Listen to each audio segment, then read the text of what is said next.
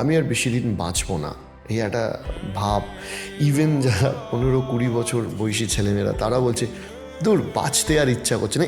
এই সমস্যাটা এখন কেন এতটা দেখা যাচ্ছে, আপনার কি মনে হয়? দুভাবে এটা এক্সপ্লেন করা যায়। যদি ইয়াং জেনারেশনদের কথা বলি, তাদের না এখন পেশেন্সটা ভীষণ কম। মানে যে জিনিসগুলোতে মানে ভেঙে পড়ার মতো নয়, সেগুলো তাদের কাছে বিরাট একটা ক্যাটাস্ট্রোফাইজিং ইভেন্টের মতো মনে হয়। যে আমার একটা হয়তো ব্রেকআপ হয়েছে, আমার সব শেষ, সামনে কিছু নেই। যেটা এসে বলে আমাকে বাচ্চারা যে মরে যাব, হাত কাটছে, মরতে চলে যাচ্ছে। কিন্তু কেন মরে যাওয়াটা তো কোনো সলিউশন না, বা বাঁচবো না এটা ভাবার কোনো কারণ নেই। মানে এটা টিনেজারদের মধ্যেও তো দেখা হ্যাঁ, যাচ্ছে। টিনেজারদের এটা বেশি, যে দূর কিছু ভাল লাগছে না। কারণ এখন মানুষের একটা ইনটেন্স গ্র্যাটিফিকেশন চাই, ইনস্ট্যান্ট, মানে এক্ষুনি আমাকে এই জিনিসটা পেতে হবে।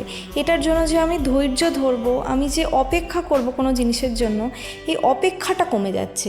এবং সেজন্য জীবনে যে না পাওয়াগুলো হয়তো নর্মাল, সেগুলোকে তাদের অ্যাবনর্মাল মনে হচ্ছে, এবং সেটাতেই তারা প্রচণ্ড ভেঙে পড়ছে, যেটার জন্যই ভালো না লাগা, মরে যাবো এইগুলো।